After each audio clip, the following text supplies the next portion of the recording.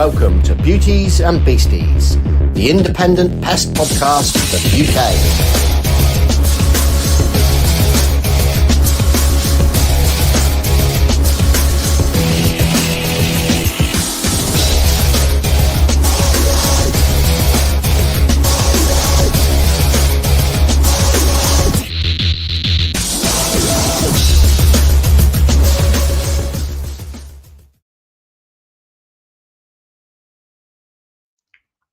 Hello. How you doing?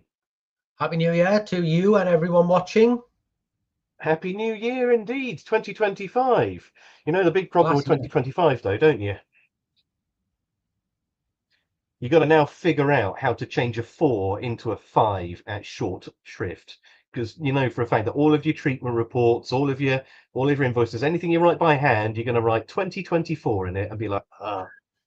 And then you're going to have to find some way to legibly make that.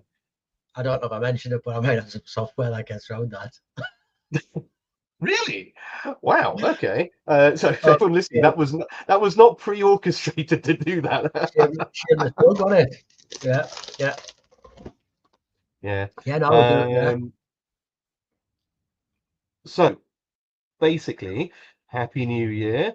Lovely episode last time, wasn't it? That was full of just a lot of. You know, it was quite fun. It was nice. It was a big milestone for us, wasn't it? It was our first sort of like Christmas, New Year's podcast. We didn't really have anything set to talk about, but we had some really good debates, actually, didn't we? We did. Yeah. You know, and when I think we moved away from that a little bit, but when we first started, that's exactly why this came about, isn't it? You know, that you could have people who totally disagreed or were at different ends of the spectrum. Didn't take it personal, didn't fall out. It was just two different opinions, wasn't it? And we kind of got back to that last week, I think. It felt quite good. So, well, you heard it here first. We're going to have more arguments. Didn't mean it like that. No name calling. Yeah, no name calling. No, oh, well, I failed at that hurdle, didn't I? Straight away there. Yeah. Oh, already ruined the game. It was a magical thing, and it's already gone so horribly wrong. But while we wait to introduce our guest today, we have an important announcement, don't we? Yeah. I mean, we do. Where is it? Where is it, Sean? Have you got it there? Right. So, ladies and gentlemen, for those listening, Sean is holding up the mystery implement that we were going to flog off as a prize for the best worst answer. And we had some doozies, didn't we? We had some really good ones. We can't repeat, and I want to say, Adam Edwards, if I could repeat yours and you had to put it on, I absolutely would have because it was very clever, very sharp. It's not suitable for being on here, but in Adam's demise, we are going to pick a winner. I'm going to pick a winner, and the winner is 1, 2, 3. 1, 2, 3. Boom! Ian Inslee said it was a donut holder. Quite into donuts, and it almost made it sound a little bit like everybody else's suggestion without being seedy. So Ian Inslee, I loved your sort of nearly there comments. A donut holder.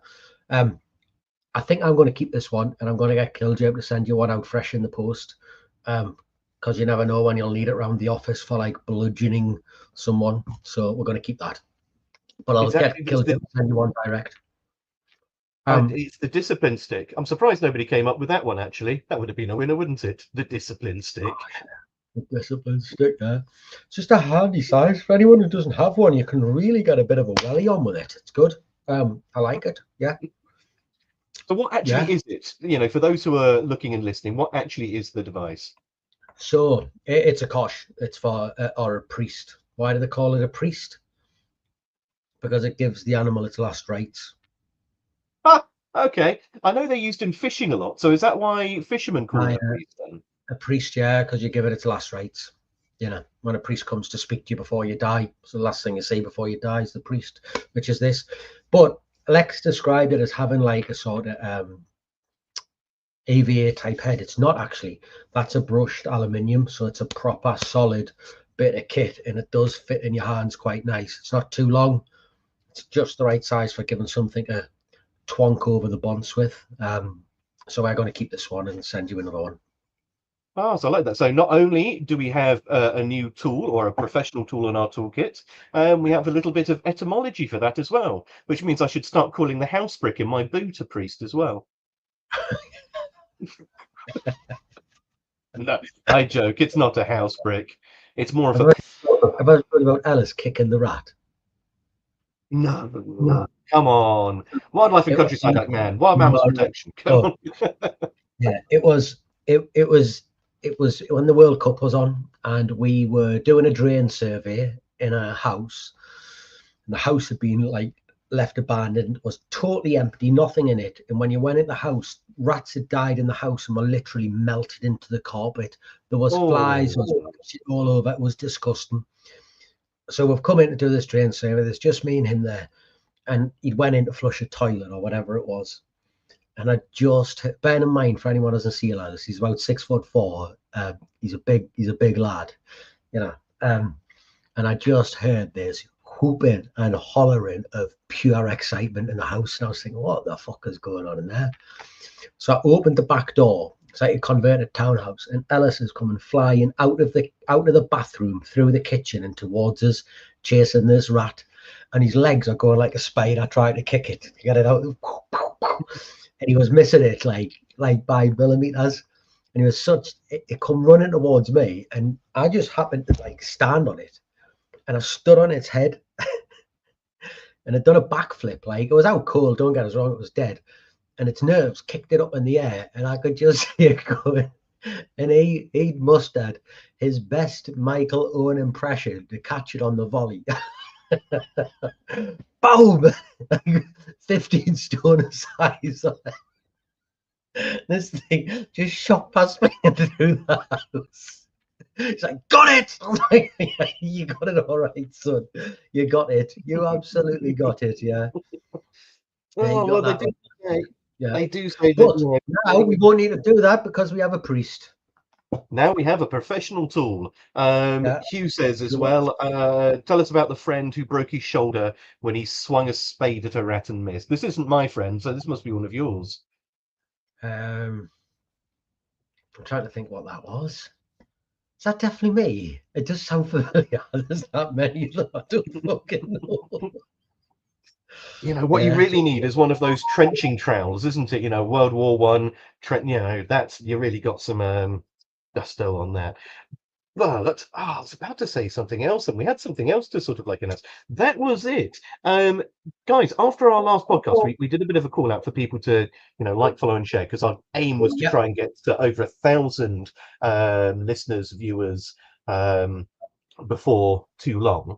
So with that, we actually are now, I think, 50 people away from liking the main Facebook page. Now, I appreciate a lot of you guys listen to this on Spotify. A lot of you guys listen to this on my LinkedIn or the YouTube or some other bits and bobs. But for this, the main driver, the main chat function on this is all through Facebook.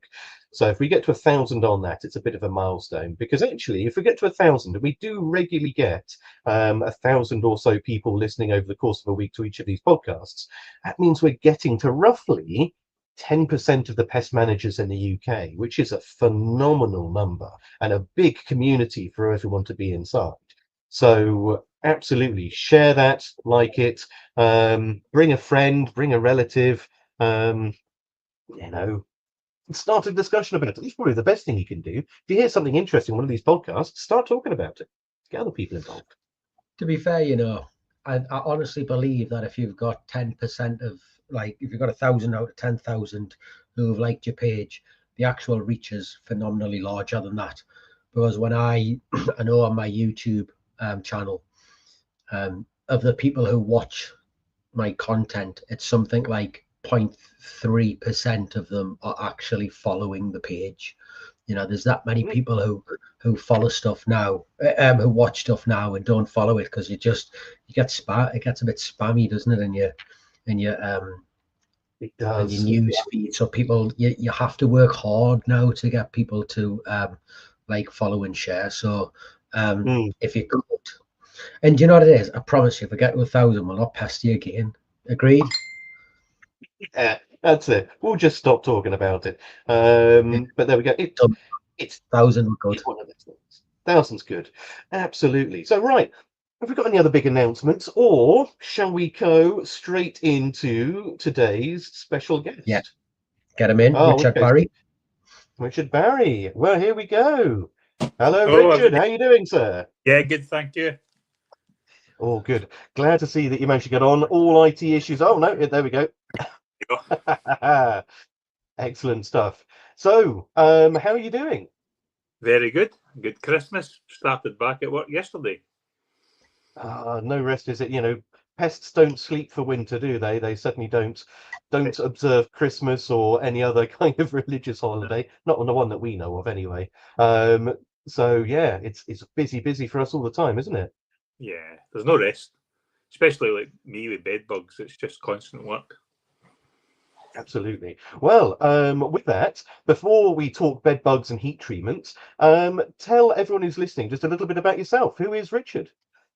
Well, I was in the army before I started doing pest control, and when I left, I started with Rent-A-Kill as a technician. And when I was with Rent-A-Kill, I just learned to do everything. There was a job man, fumigator, and the fumigation in those days was methyl bromide. And they decided that methyl bromide experts could become bedbug experts for some reason. That's just a natural who we're going to give that to, and that led me into learning more about bedbugs, although they weren't a great big thing in those days. It was maybe one job a year, not even that. I don't even think, maybe. Yeah, and in those days we used to rip the whole house out. So we'd rip all the skirtings off, knock the plaster off the wall, rip the floorboards out. Everyone went in the skit. Then a week later, the bedbugs were back. So it never really was that successful. We tried it with methyl bromide, wasn't successful. It's quite hard to seal a house up and gas a house, so without the gas escaping. Yeah, and then we started Rent-A-Kill. Obviously, started the heat pods, and that's where I come in to start doing a learning about bedbugs. Because yes, Rent-A-Kill actually has a patent, or it did have a patent for a while, didn't it, on deep penetrating infrared heat. They've got a special name for it. Is that correct, or is that someone else? No, maybe somebody else. That no, I can't remember Rent-A-Kill ever having that. So in my last, maybe in my, in my last 7 years, I went to Libya. I was a manager in Libya, and then Dubai, Abu Dhabi, Saudi, Turkey, and places like that. So, I'm probably one of the only people on this webcast that's actually done bubonic plague. Okay, wow. Yeah. What was that like? Yeah, it was intense work, so it's not, it's been so long since anybody done outbreaks of bubonic plague. And it was, because I was a fumigator, we could use festoxin. So we gassed all, it was just a case of gassing all the boroughs, killing all the fleas, and working, getting a plan together and covering a 4-kilometre square area, killing everything. So I know as well that, especially out in the Middle East, there was a product, and I believe it was a Bell product, that was a rodenticide that actually contained a insecticide as well, specifically for the control of bubonic plague and leishmaniasis. The idea being is the escar took a couple of days to drop the rat, but the insecticide, which was, I'm not sure if it was fipronil, it may have been, swims around in the blood of the rat for a little bit, kills all the fleas and lice and ticks on the rat before, of course, then the rat dies. Because one of the big problems you have when you kill a lot of rats in an area that has leishmaniasis and bubonic plague is all of those fleas go looking for another warm-blooded host. And if that's a human being, then you suddenly end up getting mass transmissions of leishmaniasis, bubonic plague, when you kill all the rats. So yeah, that's interesting. That outbreak started because they laid a pipeline beside a village and they dug up the burrows, and the kids found one of the fat sand rats and started to play with it. Throw it to each other. And obviously it bit the 2 children to start off with, and they died, and then it went through the village quite quickly, killing different people.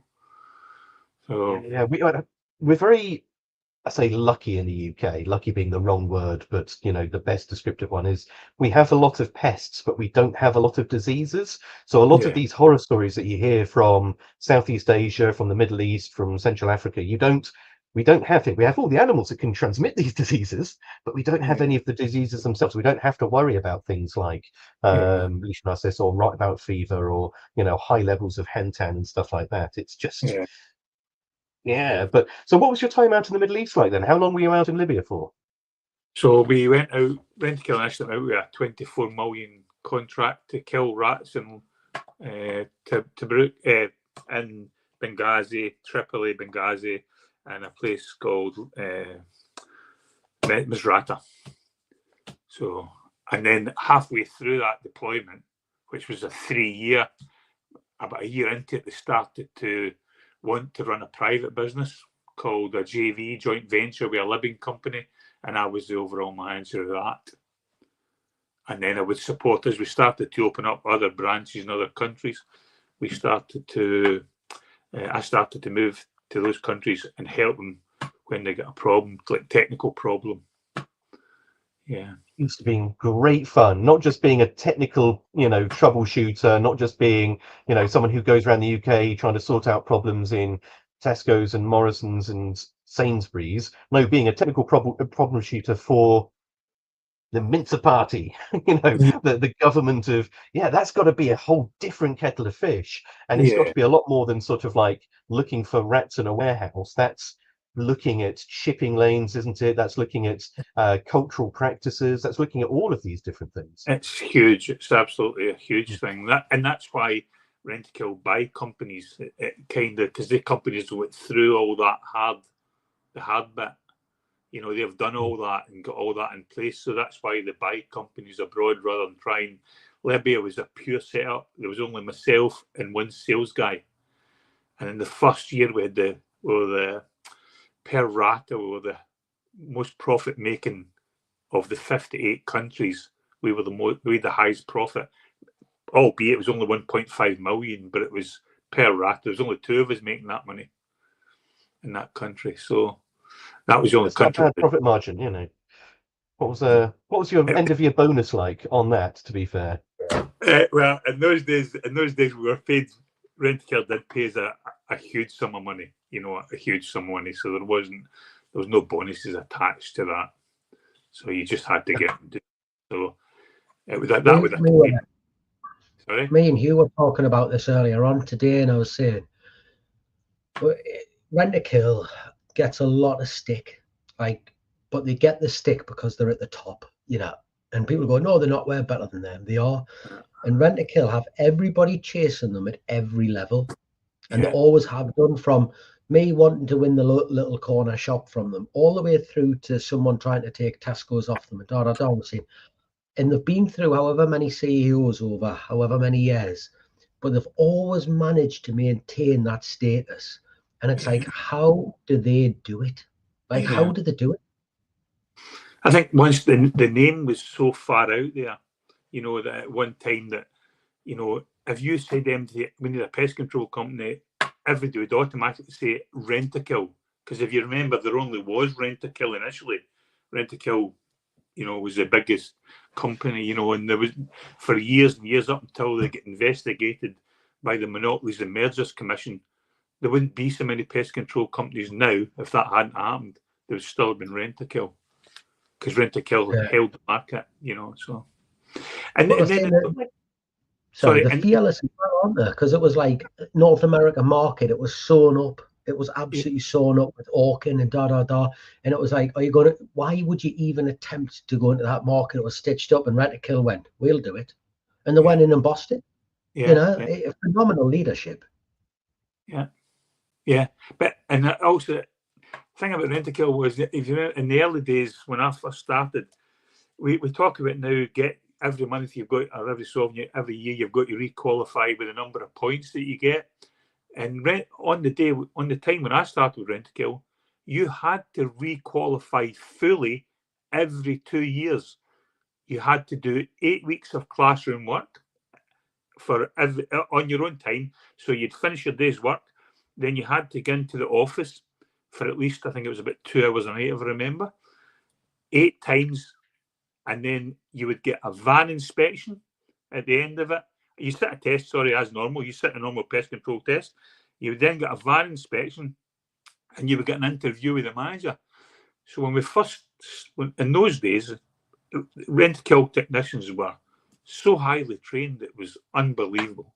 There was no online training. You were in a classroom with a person. Down at Church Farm, I saw firsthand the level of training that Rent-a-Kill went through from their what they call their level 1s, their safe users, all the way up to their level 5s, which was their field biologists. And it was intense. It was intense. It wasn't a case of just sort of like, here's the book, here's the answers, off you go. No, they were in there. You know, I think when we were down at Church Farm, there was a class running down at Church Farm every single day of the year. Even some weekends. They really, you know, they kept that place running, to be fair for me. But it just goes to show that there's sadly a huge discrepancy, isn't it, between the level of input and training that you get in these larger organizations and then the follow through and the support you get when you leave that particular classroom environment. And I think that's you know, one of the big sad things about big companies, isn't it?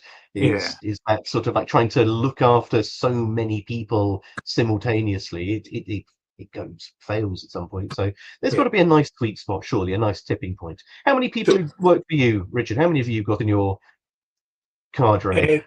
And now, just now, there's only about 8 of us, and they're all independent. So although, you know, the people I've trained, they're all self-employed. They all work for themselves. They don't work for me. We just team up.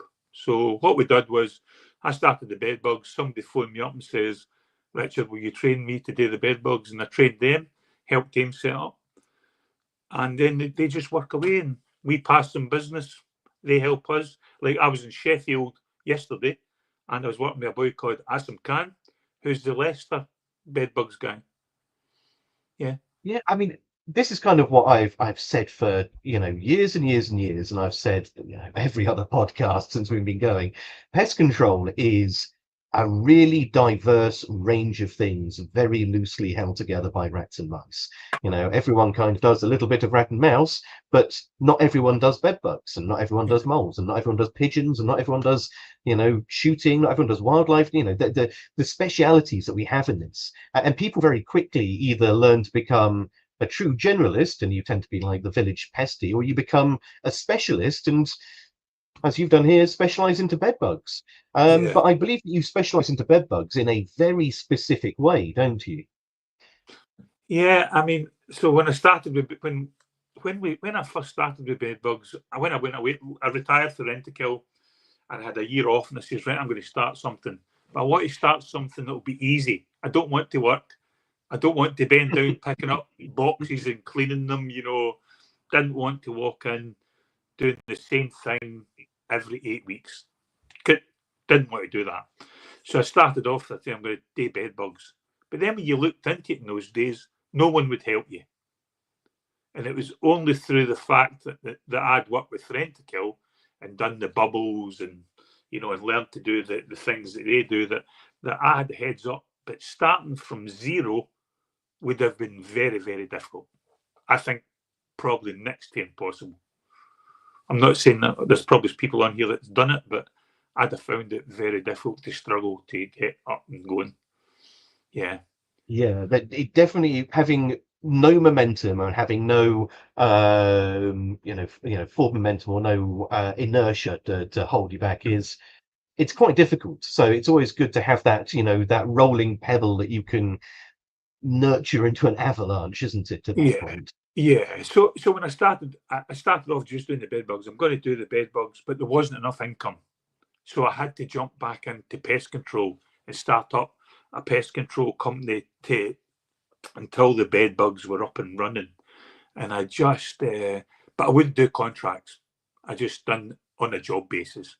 So where it's different with bed bugs, I've got contracts and I've got, you know, more jobs, but we have got contracts for big companies. that would do the work. So I've got a bit of a question for you. You said, in your opening gambit that with Rentokil, you were initially fumigation man, you were Yeah. given by proxy bedbugs, but you only did realistically one or two proper bedbug jobs a year. So Yeah. why was it that when you then left Rentokil to go and start your own company, did you think, hang on a second, bedbugs, this animal that I have, I do one or two jobs of a year, and it's definitely not the thing that I have been doing day to day for the last, however many years. Why did you choose bedbugs? Why did you think, yeah, bedbugs, that's good? It seems to be a market Yeah. for these. I mean, obviously there is, but Yeah. Well, it was simple. Bedbugs is the highest earning pest that we do. If you take any insect, then bedbugs would be the one with the most that you charge the most money for. It was a simple. What pest could I make the most money with? And it was bedbugs. I only have to do one. I literally had to do one job a month because I'm retired. I was retired. I thought I'll do one job a month, and that's my pocket money. I remember a story when I was back in Pelgar all the years ago that there was a gentleman up in Scotland who had a fairly sweet deal going along with a lot of the it wasn't Airbnbs at the time, but it would have been the hostels and the hotels, which specifically up in Edinburgh were catering for hen and stag parties, and they needed to make sure that they definitely didn't have bed bugs, but they had such a high throughput that they almost always had bed bugs following them in. And this gentleman was charging something like £600 a room, even if there was only one or two bed bugs seen in the whole place. And he was making a fortune because, of course, Edinburgh being such a hotspot for hen parties and stag do's, that they couldn't afford not to be renting those rooms out. So, a £600 treatment of a couple of their rooms every couple of months was small fry to them. But for him, he was absolutely rolling in it. So yes, I can see what I mean. There's a big margin in that if you've got the contacts. Yeah, but the problem is, like I say, up until about 6 years ago, even when I started, bed bugs were still pretty quiet. I stay in a kind of semi-rural area, not in a big city. So I suppose boys in the big city would see more than myself. You know what I mean? So and the equipment just wasn't there for heat treatments. We were using small electric heaters, and you would have to use 3 per room. There were only 3 kilowatts. You needed to have at least 3 to get the temperature up in a room, in a small room. You had to have 3 heaters going, which would burn over 9 kilowatts of power. In most households, that blows the electricity. The minute you turn the fans on, all the fuses start to pop, and it just wasn't there. And then there's a big learning curve with that. You burn people's carpets, you damage people's property. I mean, it's a nice polyester carpet being melted to the floor. Melted. Heater stuck to the carpet, things like big squares on the carpet when you lift it up, and then with cases where you walk in and all the wallpaper's dropped off the ceilings. We've had the old tight wardrobes in bedrooms where they used to fit them all along the wall and there'd be a bit across the top. We've walked into rooms and that's all dropped off completely. Because it's, the melamine's swollen on one side and just basically popped itself off. Yeah. It's completely off, drops down, just melts off. It's got a low, when they press it onto the doors, it's got it doesn't take much heat to do that. So, okay. Yeah. That's quite fun. So Fish for London's just said, yeah, Sean, you read it. People often say they're at the point where they want to burn the house down. Who are we not to give them what they want? Lol. Yeah. Yeah. And with heat treatment. So one of the things that I found was along the way, so the whole of the bed bugs has been a learning journey for myself. I found that when we were using low powered heaters, once it gets to 45 degrees, the bed bugs think, holy shit, I'm going to die here. And by 51, they're going to die. But between 45 and 51, they can move about. So, and the electric heaters were taking so long to heat up the room, the bed bugs were ducking underneath the skirting boards, and they were basically escaping. So We then went to indirect heaters, and we now heat up a room from 0 to temperature in 10 minutes. So no bed bugs escape. They all run for cover. That's why we don't. When people ask us, what do you want to do with the bed? And we say, leave it on the bed, because we know that any bed bugs in the bed are going to go straight underneath the pillar or the continental quilt. So we don't touch that until the room gets to 51 plus degrees. And then we lift that off and they die. You see them run about, and then they die within a minute. So here's a question. I mean, and not to give away company secrets, but of course, yes, as Hugh says, like it's my understanding that heat treatment is very effective. It's a biological, and for those who are listening, the way it works is basically the same way as frying an egg. You're pushing proteins within an animal above a certain temperature, and they cease to function. And because proteins make everything work, you end up basically killing that animal. But with that, I'm led to believe that getting a room above 50 degrees, that's not necessarily the challenge. The challenge is the preparation that goes into the room. It's getting all of that room above a certain temperature and not leaving cold spots in there. So, as you say, you can get the room hot fairly quickly, but how long does it take? What's the back end of that, or the front end, should we say? The preparation that goes into that. So for us, the preparation is, we all know that let's remove out aerosols, do the room, hang up the clothing, make sure there's nothing under the bed. But once that's all done for us, it's just a case of going in, putting as many fans in the room as we can get in there, hopefully 4. That's not always possible because of the size of the rooms. But it's the air circulation that's crucial. So you can pump heat into a room and the heat just goes up to the ceiling, sits up at the ceiling, and the bottom, the ground area will be cold. So it's getting the most crucial part of a heat treatment is air circulation, is moving the air around and getting the air to the correct spots. So you'll get a lot of people going in and they'll put temperature probes in. And I'll know this, I'll tell you about the Rentokil days when we used to build the bubble up, we'd load all the furniture in there and we'd sit probes in. We'd only sit the probes when we knew it would get warm, because none of us wanted to be there all day. So we would sit the probes where we knew that'll hit 50 degrees, bingo, wait 45 minutes and we're finished. So we don't do that. We actually physically go into the room and we actually read temperatures. So in every bit of the room, in the cupboards, under the cupboards, in the drawers, beneath the bed, under the mattress, we take up the slats. When let's say you're spraying for a bed bug, the bit that people get that miss the most, let's say it's a slatted bed and the slats sit in the plastic cups like that, don't they? Yeah, you know what I'm talking about? Yeah. Everybody will come in, they'll lift off the mattress and they'll spray, as everybody's taught, will spray. When you're used to doing bed bugs, you know that if you pull the slat off, if you're going to do a bed bug inspection, you pull the first 3 slats off either side of the bed, look at the end of the slat and you'll see the bed bugs. The spray that you spray will never get to those bed bugs. It's not in the right place. So that's why when we get called, people will say, oh, another pest controller, another pest controller, another pest controller, and it's because they'll go in and they'll spray, but they'll never actually get the spray into the plastic cups, whereas heat will get in there. And by the way, when we do it, we put a screwdriver in every one of those and put preparation into every one of those. Okay.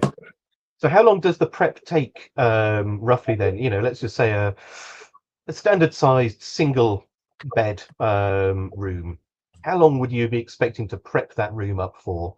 And with that, 10 minutes. Okay, that's impressive. That's 10 minutes. So all we do is, so we'll go in. Let's say there's a window which will lead out the back, out to where the heater is. We go in, throw a hose out the window, put the fans in, switch the fans on, shut the door, switch on the heater, and that's us going. That's us up and running. As quick as that. You don't do anything like trying to find thermal spots, like closed drawers or spaces, as you said, gaps where bedbugs might be, or the bedboards against the wall, or you're fairly happy that the way the agitation of your air will actually get into all of those nooks and crannies? Yeah, so some types of beds, like if it's a divan bed, we've got crates and we lift up the bed, put a crate under, that type of thing. Mm. But we more rely on air circulation, and we don't disturb anything until it gets to temperature. Then we go into the room and we start to move things. If you start to move things before the heat's at temperature, the bed bugs are just going to run away. They're going to start moving, and the chances are they'll escape before the heat. So we don't really do anything initially. We just get the heat in there, and then we get into the room. Then we open the drawers, just point a fan in there, and, then we open the cupboards once it's up. But if you start to strip the bed down, and bed bugs are going to fall off, they're going to start to run away. We don't want that. We want to. In reality, I couldn't give a monkeys about adult bed bugs. I'm only interested in their eggs. Don't care about adult bed bugs. I know that they die. That's why I know that we'll not carry bed bugs home, because we're working at 51 degrees and they'll die in 1 minute. It's the eggs that's the problem. It's not the adults. They're there and they bite you, but it's the eggs, and that's where most people fall down. It's not the adults. It's the eggs. It is. I actually read some really interesting research. It was done by Bose, and it was Bose and Cardiff University years ago, and they were measuring the temperature at which various stages of bedbugs die. And things like the eggs are incredibly tolerant of chemicals and heat. And one of the issues that they were seeing was, because everyone these days is encouraged to do a 30-degree wash with your low surfactant washing powders, which actually isn't high enough in temperature or duration to actually kill a lot of eggs. So when we're going in and saying put your contaminated bedding, or you've put all load of stuff in this, stick it in the wash for a bit, get rid of those eggs. Yep, it kills the nymphs, it kills the adults, because as you say, they are relatively fragile. But the eggs, no, they'll go in the wash unless they get dislodged and shoot out down the pan. No, they'll be fine. Yeah, and once again, because we do bed bugs every single day, you tend to know where bed bugs are going to be. There's certain spots that they like, and most people will know these. But let's say it's a headboard. They like the edge of the top of the headboard, don't they? They like the wooden slats that hold the headboard onto the bed. They like the slats under the wood. If you're looking at a divan bed, they like just inside the drawer. When you pull the drawer out, you just look up there. You find them. That's where you find them. If you look behind a photograph or a picture frame on the wall, you're going to find them there. So, go on, John. You've got to have some operational questions from this, because you did that job a week ago, didn't you? Yeah. We've got one that's kicking my arse a bit at the minute, to be fair. I won't bore you with it because it is a bit boring. But anyways, if you went back now to like setting up, what sort of costs are you looking at, and what sort of equipment is someone realistically going to need to become like one of your sort of referral partners on something like this? So let's say you would need three good heaters, and you could get a heater nowadays for about £4,000. So let's say you've got £4,000, so there's 12,000 straight away. Then you have the hoses. Now we've got various hoses of different lengths. So we've got the longest hose we have, because we've got big machines, will go 25 meters, so 3 stories high. So we can do up to 3 stories. We have them at 10 meters, 15 meters, and 25 meters. But most machines will only. Our big machine will definitely go two hoses out it, will do 25 meters. But you've got to remember, you're losing heat all that time along that hose. But let's say a hose costs you £200 for a good hose, and you would need, let's say, if you get three machines, then you need at least 20 meters. So let's say £1,000 for hoses. Then you've got the electric cables and all that, so you would have another bit 50, 60, about 180 for electric cables, all those sort of costs. A good reader, because you've got to have really good quality readers, temperature readers, because you've got to find all the cold spots, things like that. Yeah, and then obviously a van to carry that.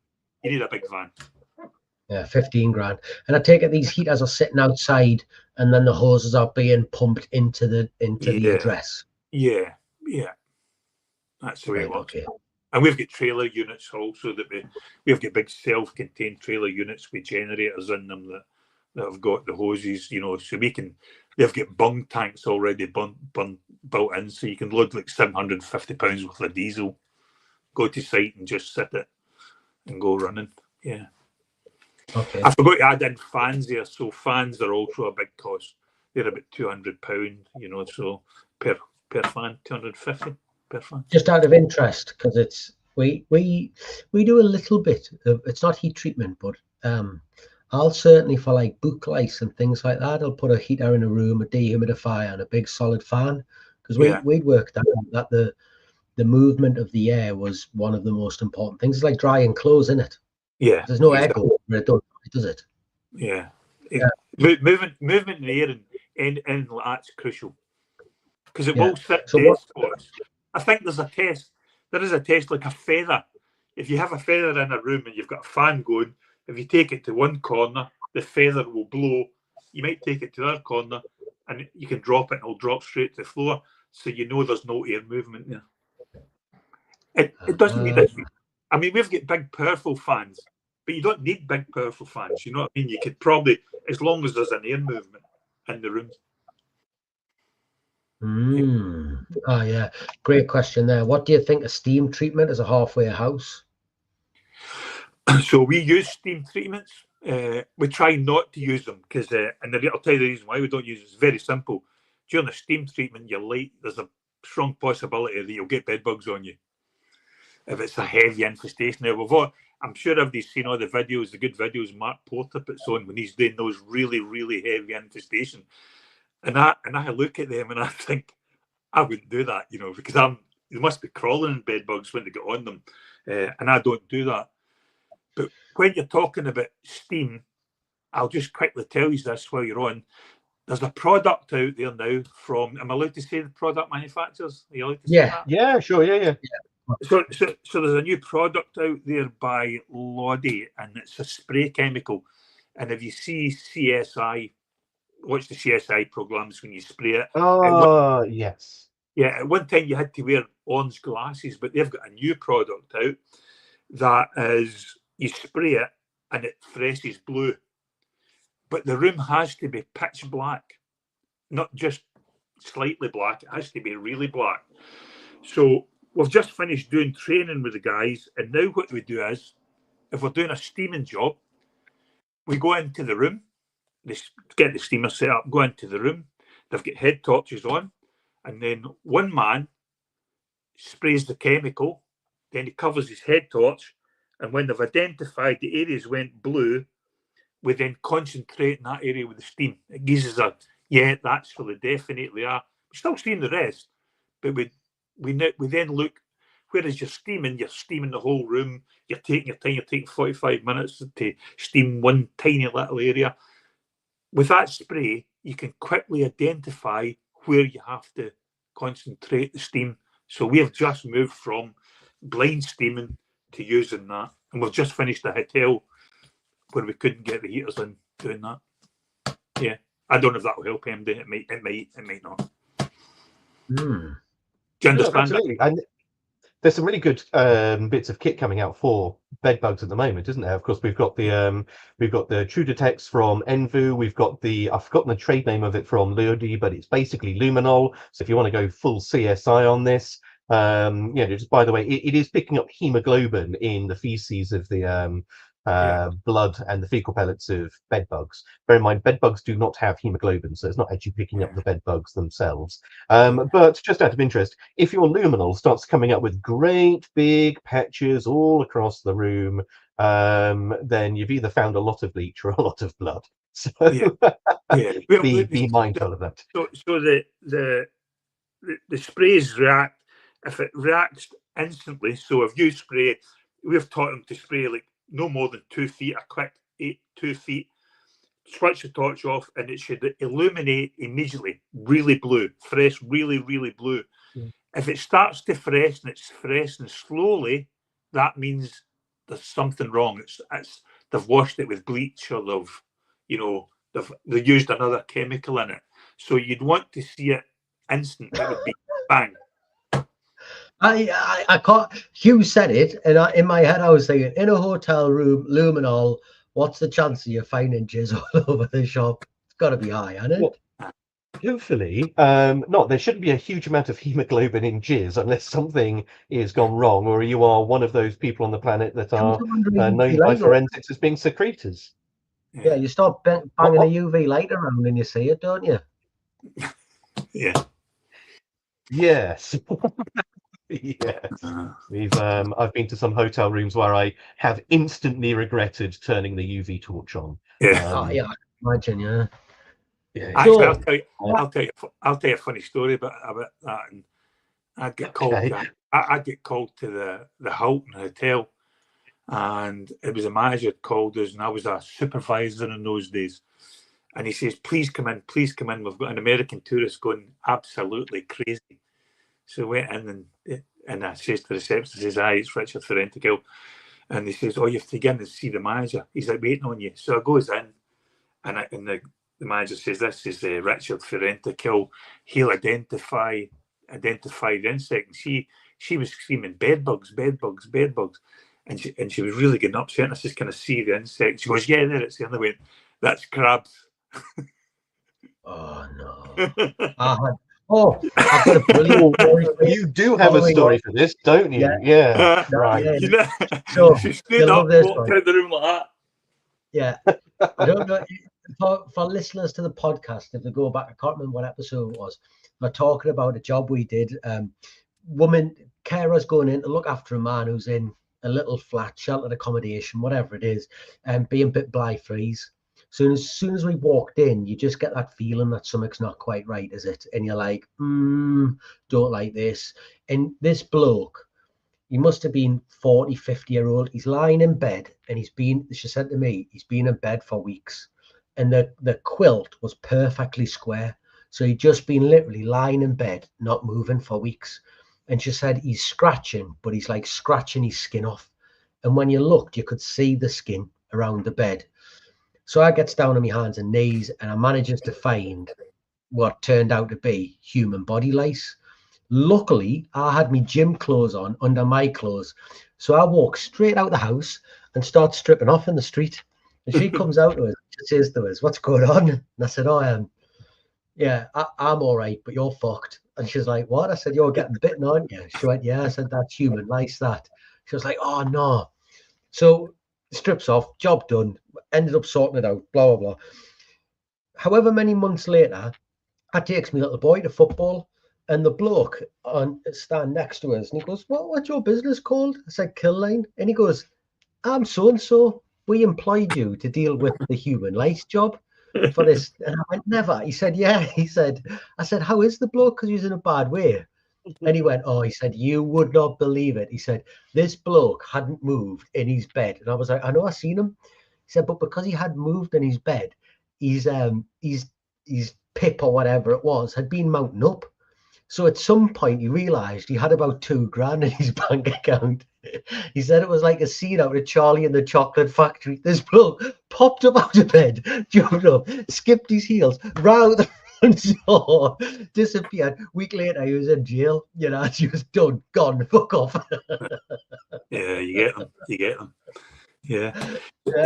So one of the other things that we get is, we'll get hundreds of phone calls. I mean, I'll get 10 inquiries a day, every day, and most of them won't be bed bugs. And you can tell that just by the conversation you have with them. Yeah. And I just generally say, phone a local pest control company, they'll come in, look at it, So I had an American on today, and a daughter was moving into a flat in Stirling, and she had a problem, and she was convinced it was bed bugs. And once again, it wasn't bed bugs. It was very capable. So I get loads of that. Where it is. What other insects are you treating with the heat? What What chemicals? other pests are you treating with heat? So I'm guessing you're So, doing. I've done moths. Right. I've done moths with it, but Yeah. mainly nowadays moths. You know, you can actually do that with chemicals without much bother. You know, can't you? Depends where they are, mind you, but it's very difficult to treat moths with heat. Very difficult. You can, if it's common clothes moth and they're in the cub wardrobes, then that can do it. But before I don't do a job. I'll tell you this so that because people will be wondering, I'm sure it's a big thing. How much does it cost you? I don't do a job for under £1,000. Yeah.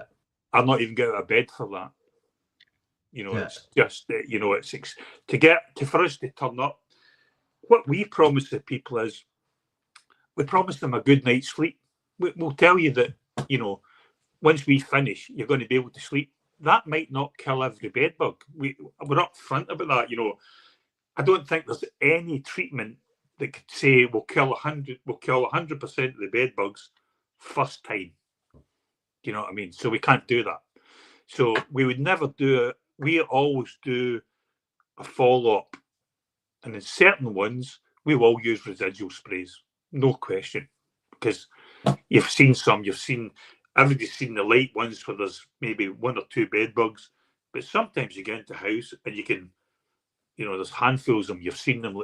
You've seen Mark Porter's videos, and we get a lot like that. Especially in London, there's a lot like that.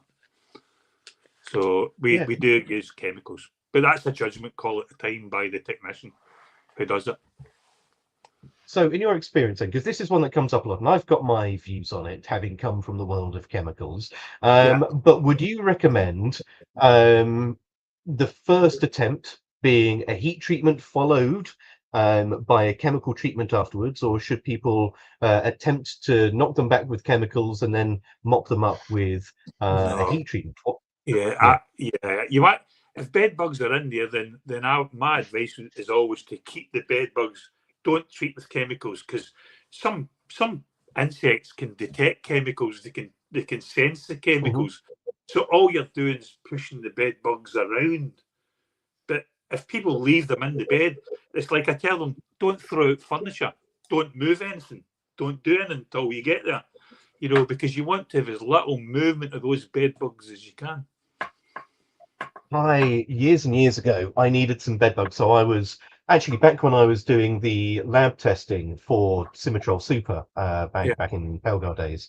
I needed to go out and I wanted to get some London strain, field strain bed bugs just to see how well the new formulation, because we were moving from Symmetrol SE, if anyone remembers that, across to Symmetrol Super, and I wanted to get some London strain wild bed bugs. So I rung around some old some care homes and some old people's homes, and finally got someone to say yes, we have them, come and have a look. So I did, jumped on the train with my kit bag and a whole load of pooters just to snaffle up as many bed bugs as I can. As I walk in, the carer's like, yes, we got bed bugs, but absolutely don't put your kit bag on the floor. And I'm like, well, my kit bag's just full of jars and pots, but absolutely, I'll hold on to it. Definitely won't put it on the bed.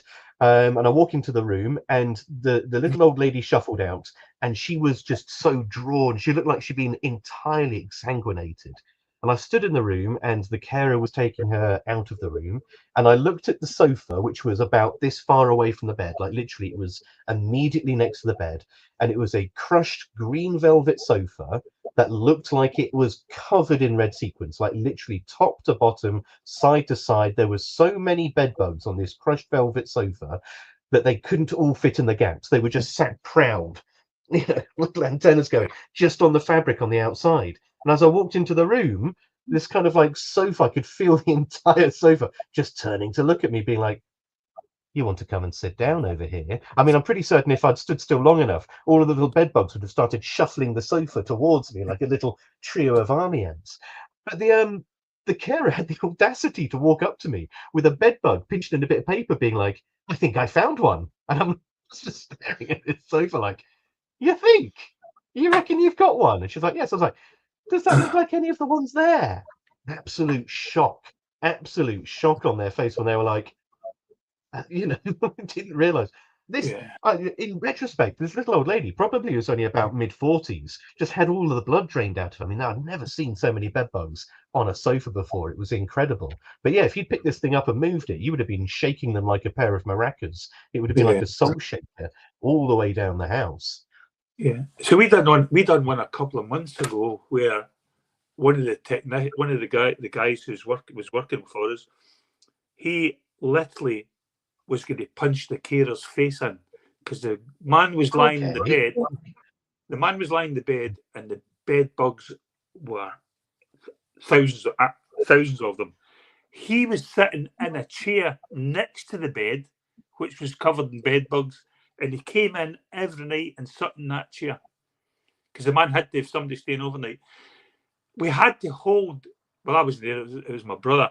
We had to hold the technician back from punching the man's face in because the guy couldn't. Just for allowing it to happen. Because the boy couldn't communicate in the bed. He was lying there with the bed bugs, and the carer hadn't reported it. He'd just sat there and let that man and himself be eaten by bed bugs. I don't want to jump to conclusions here, but is there a chance that the carer was the source of the infestation within that address? It was hard to say because by that time we got there was severe. It was severe. Yeah, severe. Very severe. So one of the things I got asked for more than anything else when I was independent was I used to have a little slide deck, which was only about 10 slides. It was like, so I used to do a very big full day bedbug presentation, everything from the biology, behavior to, all of the different types of control, just a very holistic, all encroaching thing. But I've managed to condense this down to sort of like the biology and identification to about 10 slides, not high level stuff, but that was really popular. A lot of people would go out and use that because a big part, as you say, there is two things. Either people don't know what a bed bug looks like, and so phone you up and saying, I've got bed bugs, and it turns out to be carpet beetles, or it turns out to be sosids, or something else. Or they don't know what it is, and so they just pass it off as another funny bug and don't think twice about it. So where do you stand? I mean, how much education do you provide to your clients before and after in terms of bed bug identification knowledge? Where do you stand with that? Well, there's only a certain amount of time that you can spend with the client, isn't there? Because we take over the house, so they're leaving when we arrive. So we will arrive at 8:30, and by 9 o'clock they've got to be out the house. So we don't see them again. I never see them again because they're not allowed back in the house till you can look at a general house and let's say it's 5 o'clock at night. So, we're always left by the time we just post the key through the door, and then they come back in, and then they have to build all the beds up and put all the furniture back together, because we can't do it. It's too warm. You can't work in there like that. The walls are warm, radiating heat. So I only have 30 minutes or maximum to talk to them in the morning. So surely you do like care homes or hotels or commercial chains. I mean, there are people that really benefit from having a little bit of education. Well, actually, because I own Clearview bedbug monitors, I do a little bit. What does your bedbug monitor look like? Because I believe I know, and I think if it's the one I'm thinking of, it's a wooden one with a clear top on it. I've got some of those in my labs, actually. I did a little bit of independent testing of those, unbeknownst to you. I thought they were fantastic. I thought they were really, really effective tools. Yeah, Richard Noble done the initial testing for us at the time. So he was very impressed. He said it was one of the top monitors. But it's a monitor. It only is a monitor. It's not it's not a trap. It's just a monitor. But you can take it on holiday with you. You can, it sits in the bed forever. Once it's in the bed, it's in there forever. But it's getting people to check it, the problem. So we done a 58 bedroom hotel, and we had to do every single bedroom, and we fitted them with monitors, and it all went quiet. And about 9 months later, they actually found a bedbug in there. So so they're very good. Those. Tell you what's been going through my head at the moment is we've just bought some of the bug sense ones, the new ones, the square. Yeah. Sitting there, we've got this job. I think the long and short of the job that we're dealing with at the minute is that they'd tried a number of home remedies prior to getting us in, to the point where when I went in, I turned around and said, I think this has been treated before, to the landlady. And she was like, what makes you say that? I said, because there is 6 million casings and I found about 4 bed bugs. So for that amount of activity to find only a small amount of live bed bugs, it just doesn't make sense. And she was like, right, okay then. And ultimately, it's kicked our arse a bit. But when you put your monitors down, and I was thinking about this, I was thinking, when you were talking about the chemicals, kicking them around the room, that's exactly what we found. It's almost like the room is no longer deadly, it's just toxic to them. So it's not going to kill them, but they don't want to be around it. The chemicals make it unhospitable rather than deadly. And they push into the areas that you've probably not been as accurate on. And I was thinking, can we use that to our advantage in that at the end of your third spray, you can put your wait for your room to dry a bit, bang your trap in with your pheromone in. So you almost give them a clean and tidy place next to the bed where they can hide. Or is that just too close to the bed? And should we be putting our monitors in the top corners of rooms at the end of a treatment and in areas that we're probably not going to be as accurate with a spray on? So with monitors, and this includes my monitor, I'm not.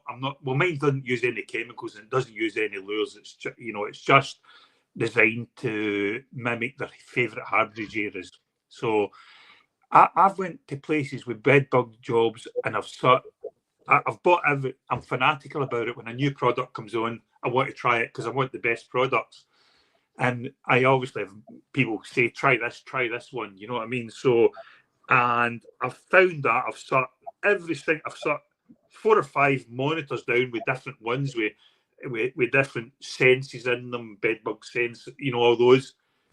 And to be honest with you, the ones that catch them are just the chemical, the normal insect detector, no chemicals on it, and the bedbugs just happen to crawl across it.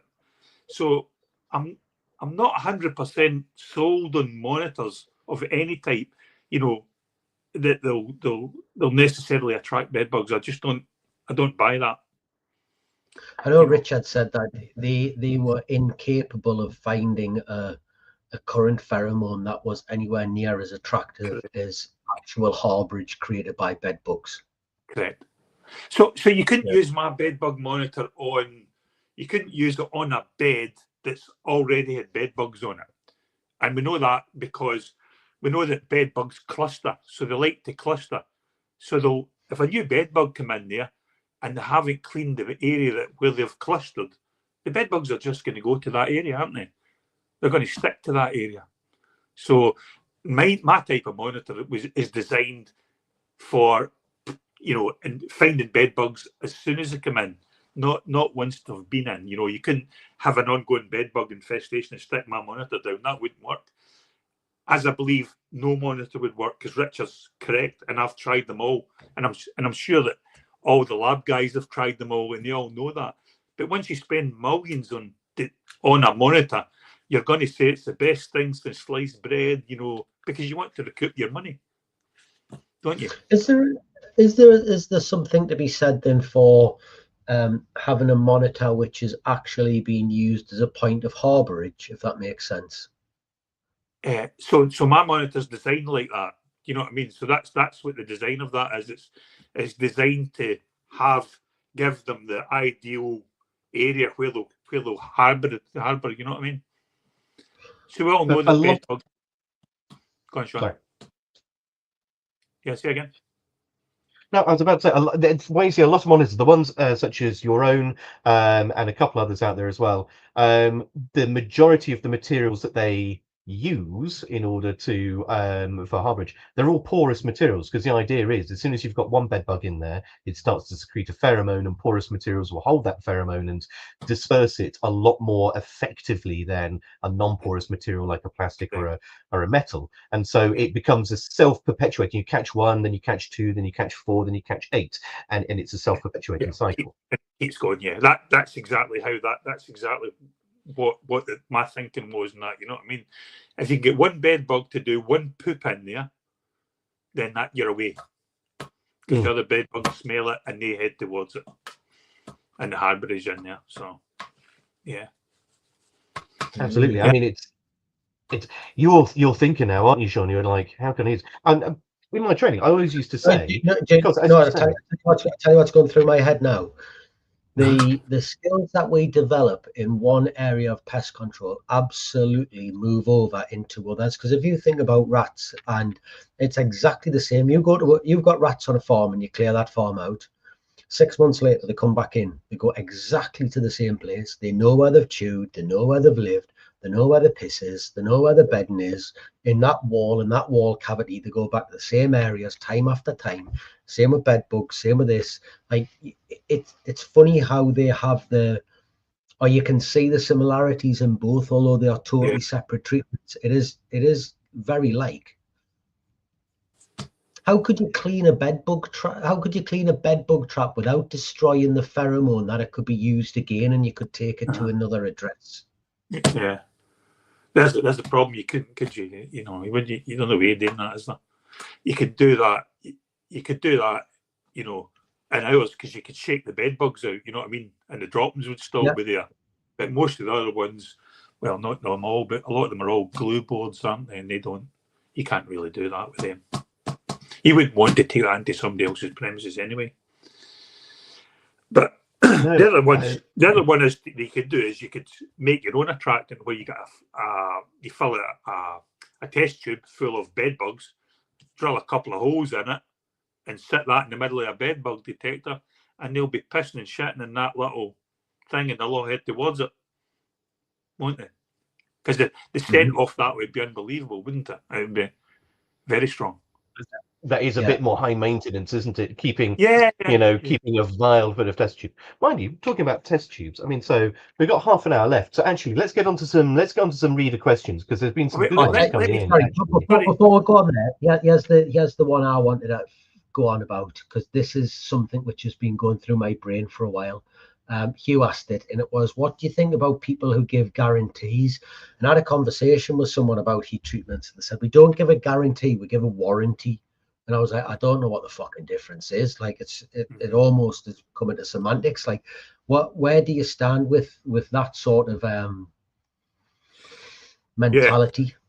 Yeah. Okay, so you'll have different types of places, won't you? Let's say you've got a hotel, an Airbnb, or a house. You know, so we're not going to give a guarantee on an Airbnb. We're just not going to do that. We're not going to give it on a hotel. We're just not going to do that. You know what I mean? So as long as we're coming back to do the follow-ups, then, you know, and we would, in reality, we would come back. If somebody, let's say we've done a heat treatment in a hotel, which we do, and 4 weeks later, somebody phones up and says, we're still getting bed bugs, then I would go and do that. No problem. We would do that free of charge. Just because my reputation is worth more than the bed bug, you know, losing a client. You know what I mean? It's like one person says a good thing about you, 10 people get to know it. One person says a bad thing, 100 people get to know it, or 100 businesses get to know it. So in a house, I'm willing to give a 6-month guarantee. I could, no problem, absolutely no problem with that. And we will go back. Someone just phoned me last year, the end of last year, and it was 5 months, maybe in 3 weeks. It was a week before the guarantee was about to run out, and they phoned up and said, I've got bed bugs. Now, we know after that period they've not got bed bugs. We absolutely know that they would have been, there's no bed bugs after a 6-month period. But we still went and done the job because they said they had them, you know what I mean? So we still went and done it. We didn't inspect because there's no point inspecting because there was bed bugs there previously. So what you're going to look for other than live bed bugs. But after 6 months after a heat treatment, there's not going to be that many bed bugs there. It'd be really hard to find them. Bed bug infestations don't grow up, and you know, we all know the figures. Like if you have 2 bed bugs, they can expand so quickly, but in reality, that's not true. They don't expand that quickly, do they? So, yeah. So we would give guarantees, but it depends on the type of property. Yeah, because it's not worth ruining our reputation We won't do that. And that's why we never do jobs where we don't identify bed bugs. So if we can't identify the bed bug, we don't do the job. Because that will lead you to disaster. Yeah. Why? Yeah, I can imagine, because you get someone with delusional parasitosis. You do a job, you think you're putting £1,000 in your pocket, but the next thing they've got you back 10 weeks in a row for your guarantee. Yeah, and you're kicking a can down the road, aren't you? I can guarantee. Yeah, I can say that. Why are particular heat treatments failing, in your opinion? I don't know, because I've not had any fail. I know, but you're in the industry, so outside of you. So go on, like outside of you. Okay, I'll tell you why. If you remember back to what I said at the beginning was, and that I started off learning to do it with bed bugs. Someone just going out and buying equipment and trying to learn it would find it very, very difficult to do it. Very, very difficult. And if somebody like me didn't tell you what equipment to buy, so when I started, I mean, the number of machines that I've bought and thrown in the bin, tested and thrown in the bin, or tried to resell, is phenomenal. It's absolutely phenomenal. And I'm buying, every time a new piece of equipment comes on, I'll buy it and test it, because it might be better than the current equipment we've got. Yeah, so I think a lot fail because they don't understand the relationship between heat and time. So how long would you keep heat in a premises? They don't understand that going in and looking and feeling and thinking that's warm enough is good enough. They don't know that you've got to take into a room and take 20 to 30 readings throughout the room all the time to make sure it's going. There's a lot of moving parts in there. I know that there's courses run by the BPCA and a one-day course, and then you get to buy the machines after that, and then you're turned loose. That's like me. The BPCA course is that's the one I do, where we touch on heat treatments very briefly. I wouldn't say do that course and become a qualified heat treatment specialist. You can imagine people will do that. You know what I mean? They will buy that equipment and think, right, I can do that. I've been on the course, and that's where it would go wrong. The difference when I get it wrong is, and I've just explained to you 2 minutes ago, I'll go back and back and back and back. Yeah. And the other thing is, do you offer training with this? Well, I have trained people. I actually stopped doing it because what was happening is I was training people, and the cost of the equipment we know is going to be, by the time you get a van to do it, is going to be 25,000 upwards. Okay, at least that. And then they were buying the equipment and they were going on their own. Once we'd showed them what to do and everything, and they were failing. So I was getting people phoning, you want to buy this equipment? You want to buy this equipment? Now, I can only use so much equipment. I'm not going to keep buying people's equipment. I just don't do that.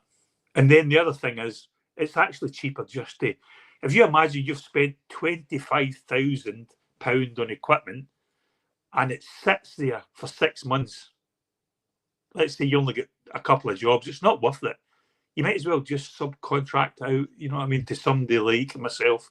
And there is other companies out there that subcontract. The other thing, Sean, just while we'll go back to you, you were talking about spraying earlier on there. We don't spray with pneumatic sprayers. We use electric static sprayers to do bed bugs. We don't use ordinary sprayers. Why? The reason is electric static. When you use it, it charges the chemical or charges the particles, and they grip to everything, don't they? So, and it comes out like a really, really fine. It comes out like a very, very fine mist. So if I fire it, let's say at a bed leg, it'll wrap itself all the way around the bed leg. Whereas you like a fog. Like a fog. Yeah, slightly heavier than a fog. Like a spray, but a very, very fine spray. And you can see it hitting everything. And the coverage of it, you can't get that with a sprayer. You just can't get it. They're absolutely fantastic piece of kit. Which electrostatic do you use? Is that the green and white one that we see available? Yeah, Victory. Yeah, we use those ones. Vector, So they've got a different setting. So let's say you wanted to spray heavy along the carpet, you set it to the heavy spray along the edge of the carpet. And the other one is, if you weren't doing like the walls, you set it to a really, really fine mist, and it completely blanks the wall. So there's a higher uptake of chemical that way, rather than just spraying wall floor edges. Yeah, and Honestly, while we're talking about spraying, if it's the carpets are foam back carpets, you need to turn back the carpet and spray underneath the carpet, not on top of the carpet. You need to actually physically turn the carpet back and spray underneath. Why? The chemical won't penetrate the foam and the bed bugs. And if you turn back, you'll see all the bed bugs underneath the carpet. I tell you what we've been doing lately. What we've found is, if you find and I know for you this is going to be absolute basics, but for anybody who's just starting doing bed bugs, you go in and you spray in a room. If you find anywhere where the paint doesn't seal your skirting board in, corners, tops, wherever it is, like, they will drop in behind that skirting board, won't they, to an area where you cannot get chemicals into them. Like we've had a few jobs recently where we'll happily pull the skirting boards off to try and get into them, because and you pull it off and they're there, and you would never kill them with a chemical, because it's quite a dry, dusty environment behind a skirting board, isn't it? I guess you're not getting that with heat, but for anyone who is spraying, you have to be accurate, don't you? The worst place to treat for bed bugs is a log cabin. They're a nightmare, a total nightmare. They get into the cracks of the logs, and there's no way, even with heat, you're going to get all the way into the crack in the log, because the logs are maybe 8-inch logs, aren't they? Normally they're about 8-inch, and they're all stacked up high, and it's a nightmare. And that's where we started to use things like the spray I was talking about, with darken the room spray along the cracks, and then use steam to get in there. That's one of the jobs that we use steaming. Yeah. It's quite a thing with subject bed bugs. It's quite, we're not doing them all the time. If I asked you a question and said, how long do you think it'll be before bed bugs is a main staple of the pest controllers in the UK? So there's not like one or two people doing them, or you're not getting one job a month, where they are a common pest for us, because it appears to be heading in that direction, doesn't it? Well, yeah. So if you take the biggest areas for us as cities at the minute is London, and that's mainly done. My brother is down that area. It's mainly done by him. Leeds, Bradford, Sheffield. They're heavy bedbug infestation areas. Scotland, not so bad. We're still not as bad as England. England's pretty bad, but yeah, it's growing really fast. Yeah, so the thing you've got to think about is, still in rural, there's a couple of things you need to consider. Well, 3 things you need to consider realistically when we talk about the movement and the bed bugs. Number one, let's just get out of the way, resistance. Resistance to chemicals is increasing, which means we're having more and more treatment failures as a result of chemical controls going bad. And of course, that's where Richard can come in with your alternative methods of control. When it comes to then the movement, we have an increased global movement of people. And this is always happening. So people not just globally moving, but nationally moving. So you've got a lot of bed bugs moving around on people, and that's predominantly how they move. And the reason that you see them in cities realistically more than you see them in rural environments is simply just to do with population densities. The more people you have stacked vertically, literally on top of each other, the greater the likelihood is that you're going to have a population of bed bugs that spans multiple domiciles within that one building, which makes them infinitely harder to control. So in cities, I would say we're already where you are, Sean. We're already at that point. Yeah, well, people, Terry, it has people in common. But but with that, you don't find them so much in rural environments because the movement of people from house to house is significantly lower. The movement of people globally into these environments is lower, and it means that you can have a lot more of a. You're both of you laughing. You're bad people.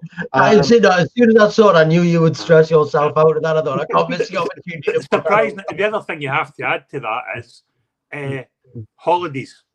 So on average, we do no less than 100 caravans a year. And I'm doing one on Thursday for Bedbugs.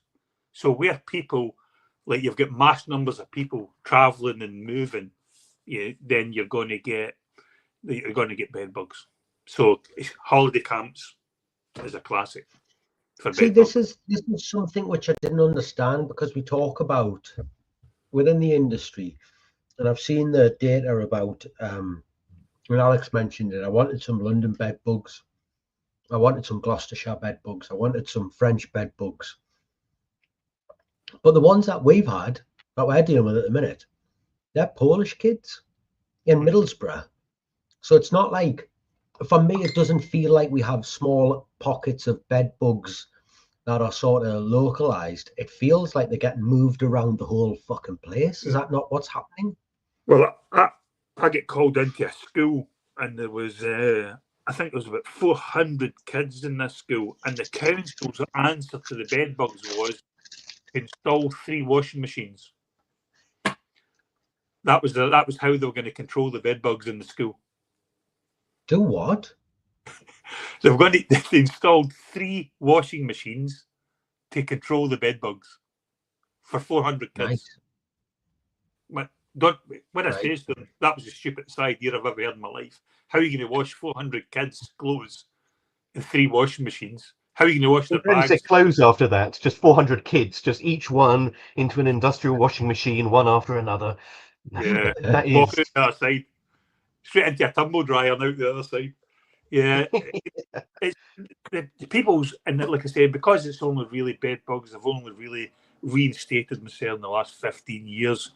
There is a lack of understanding by the general public on Bedbugs, a big lack of understanding. And the sad thing is the Chartered Institute of Environmental Health did a really good pamphlet on bedbugs, which they withdrew when FICAM got withdrawn, FICAM W, because they made reference to FICAM W in it, and instead of just amending the brochure and amending the pamphlet, they simply just removed it from the website. But there was some phenomenally good advice in there that went all the way from heat treatment to chemical treatment to identification to all the others, and they still haven't redone it. I believe MPAP, my sources on MPAP tell me that they are looking at redoing all of the guides at the moment. So fingers crossed, it shouldn't be too long before we see that again. But we're coming into the last straight now, Richard. So what I would ask for you, my question would be, as we come into this last 10 minutes, is we've mentioned, you say you haven't, through trial and error, through experience, through hard-earned knowledge, your failure rate is circling near 0. But with that, as you said, a lot of the people starting out, that is not going to be the case. So would you give us the top 1 or 2 big pitfalls that people starting up into the world of heat treatments might make? So what are the big pitfalls, the big 2 pitfalls? Don't do just one room, because people will phone up and say, I've got bedbugs in one room, and they'll go in and treat one room. That's the single biggest, one of the single biggest faults, that they'll go and just treat one room. We never do that. It's either a whole house, or if it's a hotel, we use the starburst, and if the hotels insist on one room, which a lot of them do, then they sign a disclaimer to say that we've totally explained it to them that that's not going to work. And it says it on it, that's not going to work. And then we get them to sign that and say, yeah, no problem, we'll do that for you. And we do that one room, no guarantee. Once we're finished, we're finished. The second one is biology. Understand the biology of bedbugs before you think about doing it. Understand it through and through, and that will help you more than anything else. So actually, that's the biggest one. The first one should be understanding the biology and the behaviour of bedbugs, but the second one is not is treating one place, not treating a place as a whole. And that means in a house, that's every place, the living room, the bathrooms, the top to bottom as a one. Yeah. Don't treat it as one room. So my question, it's been asked a couple of times. Fish has asked it and Terry has.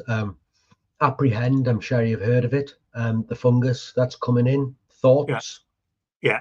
It was quite interesting this when it first came in, because it sounded like the miracle cure. Do you know what I mean?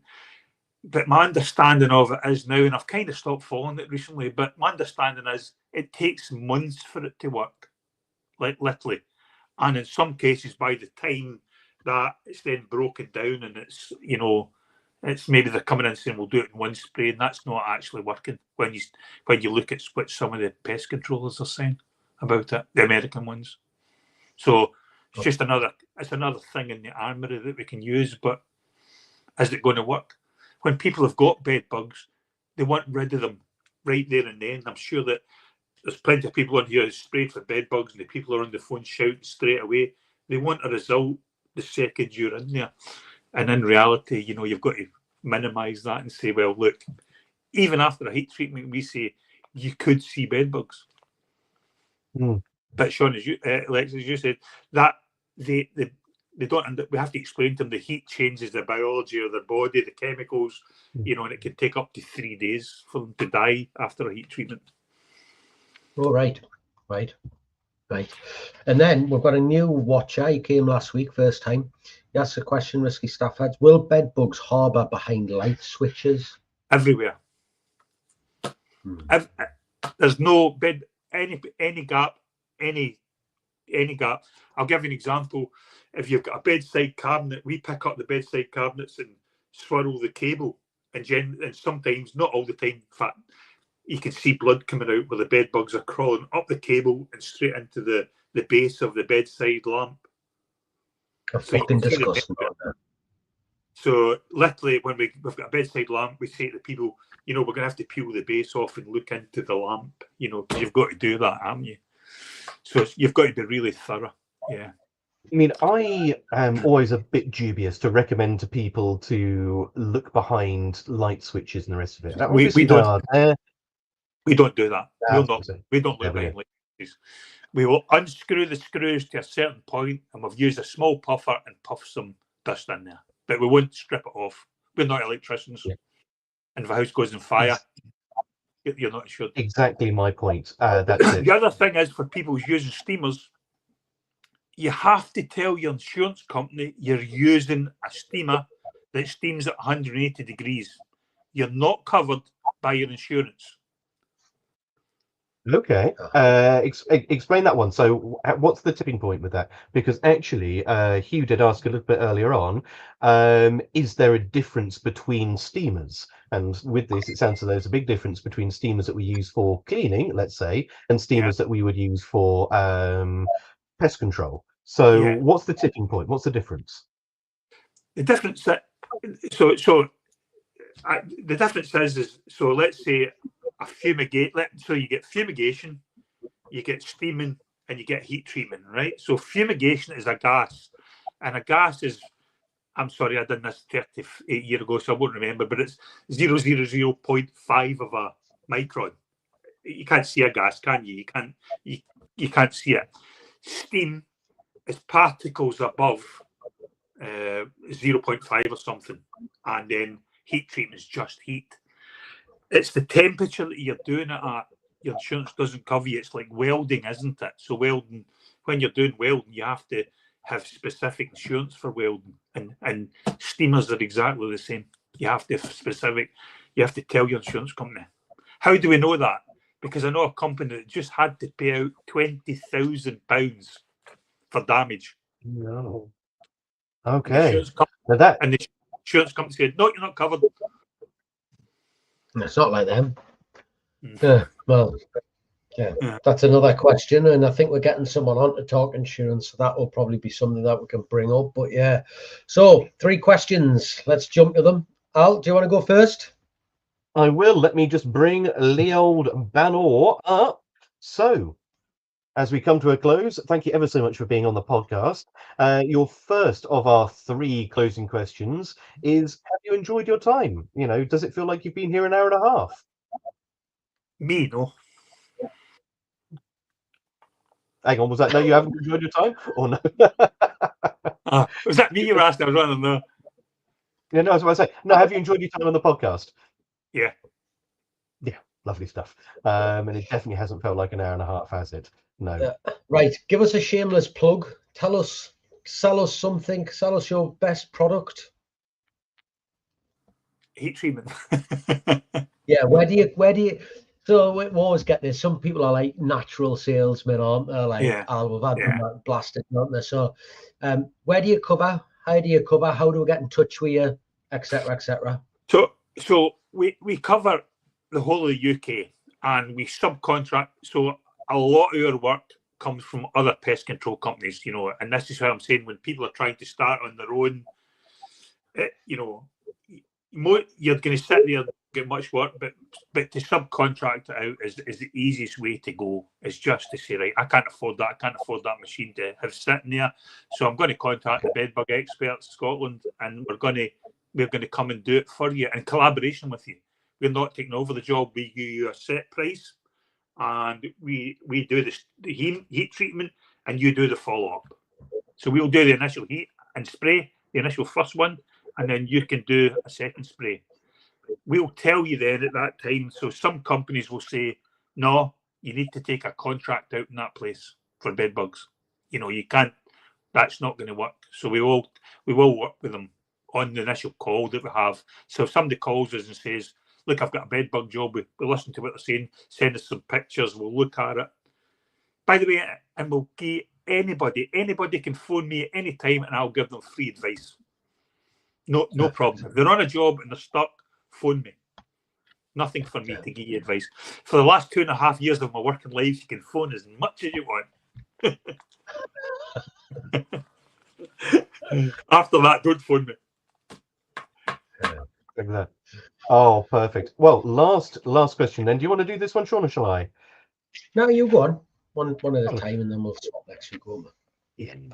So, Richard, having been on the podcast, who would you like to hear? Who would you like to be on a podcast? Who would you like to listen to?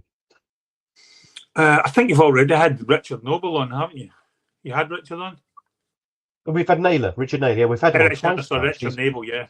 He's I've spoken, and on the times I've spoken with him, he's so knowledgeable, it's unbelievable. Yeah. He is. He's actually been one of our few returning guests. He was that good. So he was absolutely phenomenal. So Richard aside, who else? Oof, really, I don't know. I don't know. Because I don't, in the general pest control nowadays, I'm not really, I have a pest control company, but I've got a manager in that, and I don't really pay any attention to it, other than the monthly, how much he made me. Other than that, I don't really pay much attention to it, you know, so I'm kind of out of general pest control. I wouldn't mind hearing for one of the other companies that do heat treatments, you know, that would be interesting to. But heat treatment people don't like to share the knowledge, you know. It's a black art. Nobody wants to share that. That's the problem. We've heard that a lot with a lot of the other specializations, haven't we? But there's always someone willing to be a mentor in this. Yeah, there are those who jealously hoard knowledge and those who are happy to teach. Yeah. We're happy to teach, but on the understanding that, you know, I don't. There's only so the ones that we support who work for us and call themselves the Bedbug Experts Leicester or the Bedbug Experts, you know, then we support them 100%. And I was working with the Bedbug Experts Leicester yesterday in Sheffield, so we definitely support them. But even Asim, who is on that job, without our general direct support and us supplying the business leads, and he's got his own website, they'd find it really, really difficult to get up and running. Really difficult. Yeah, I can imagine that. So yeah, and I've had one guy start, well, more than one.